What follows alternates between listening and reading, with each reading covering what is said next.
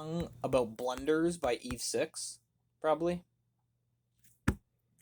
Hey, what's up, everybody? Sorry about that.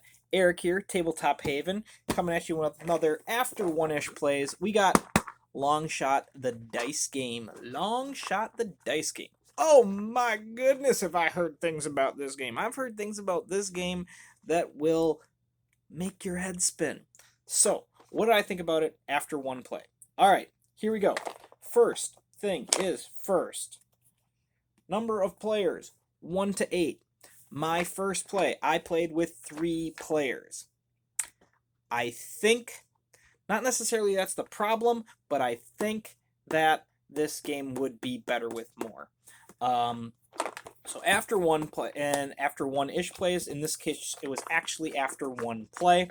So this is my one play with 3 players, Long Shot the Dice Game. Little bit about the game itself.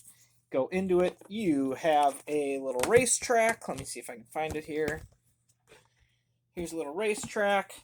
You got little horses and ponies that go around the track, and you are. Oh, let me fell on the floor. He's ran away. He's going to the glue factory. They go around the track. You're kind of betting on the horses. Now, it's a rolling right. So basically, you have an 8-sided die for the 8 horses. Has each of the 8 horses on it, and then you have a movement die. So they're going to either move 1 or 2 or 3.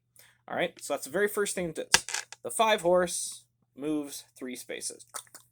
So that is what happens, and they go around the track, and then over the course of the game, everyone has a player board, and you have money to spend, and you have your cards. And so depending on the horse that activates, each player then takes some sort of action based on that horse.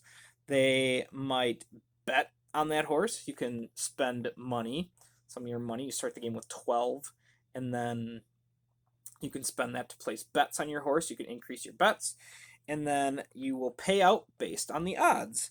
So the one horse has the best odds, worst odds. I think best odds. So you the highest chance of winning, and then the 8 horse has the lowest chance of winning.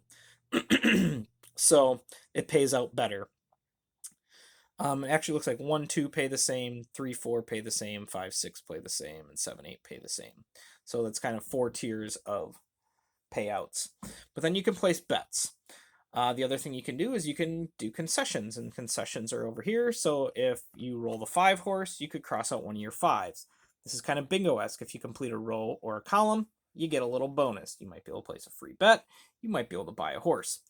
If that horse is not bought, so the 5 horse gets rolled, you could buy the 5 horse if you wanted to. And all the horses have little abilities on them. So that's cool. In addition, let's find the 5 just for funsies. So here's the 5 horse. In addition to the 5 horse moving his 3 spaces, there's going to be certain ones that are crossed off down at the bottom. Those are each going to move 1 space. So I think that's where the odds for the 1 and the 2, and kind of how the odds scale a little bit, because probably more cards have the 1 checked off. So there's a higher chance that they're going to move every turn versus more infrequently. So this is how much the horse costs. So if you want to spend $6, boom, you can buy yourself a 5 horse. And then whoever owns the win place show, I think is how it goes. Then you get certain money if you're the owner of that horse. You get more if you have the one that wins, and so on and so forth. And so that's kind of the way the game plays out, is you are trying to get the most money by the end of the game, and you get money based on your betting. You get money based on if you own the horse. You can earn money with the concessions over here, the bingo style. And then there's also money if you have the different uniforms. So if you roll the 5 horse, you could also check off a helmet or a uniform, and that gives you a matching set bonus at the end.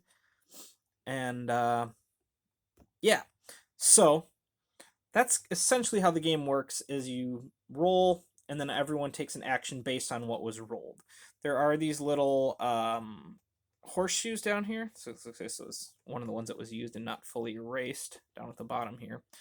But there's these little horseshoes. So if a 5 was rolled, you could mark off one of these and do the action of any number horse. It doesn't have to be the 5, and you can choose any of the actions, whether it's betting on them or doing the concessions or the jersey or whatever. So I think the game is, I think it's a good game. I think with 3, it's, I'm not going to say lackluster, but lackluster. I think it's a little bit, it also could be group dependent, but I feel like the 3 are playing with, we could have some fun with most things that we're playing. So I think the game has a little bit of, the more people, the better, because I think there's more chaos. I think there's more chances. Also, I kind of mentioned it briefly. Each horse, when you buy them, has a special ability specifically for that horse. For example, for this 5 is with concessions, when you complete a horizontal row, move any horse back 1. So they all have little special abilities if you own the horse that are specific to you, which I think is cool. There's also different sets of horses, so you can kind of mix and match or pick like sets of horses that kind of go together and things like that. So I think the variability of the game is great. I think the idea of the game is great. I think the way it plays is great. I think the pacing is good. It's not too long. It doesn't overstay its welcome. But I think it would be better at higher player counts. I think 8 would be probably end up getting long, because on every single number everyone has to take an action on that. Granted, the actions are very snappy and quick, but even still, you could have, I don't know, 80, I don't know how many rounds the game goes, but you could potentially have, 100 plus actions being taken. And if each one of them is 30 seconds, that's still a 50-minute game, and some people think more than others. So I think at 8 it would probably get long, but you could do it if you had a good group that was just like willing to be weird and fun and wild. Like, go for it. But I think probably like 5-ish is probably the sweet spot on it. But again, I only played it. This is after 1 play. This is my gut reaction after 1 play with 3 players. Keep that in mind. I'm giving it a 7 after that. I think it's good. I like everything about it. I really do. I like everything about it. I just think that it would shine at a better player count than 3. So that's why it's at a 7. I'll come back to you with a full review if/when I can put 3 is typically my gaming group size. So I'd have to really I'll have to make sure that I work to get a higher player count done, multiple plays of it, and then give you a full, honest review at that point. But anyway, that's what I got for you today. Let's give out some points. We were talking about the 5, but I feel like 5 is too few points to give out at this point. So we'll give you this 5 points in addition to this 5 points, for a total of 10 points if you're at this point in the video. Comment down below if you want.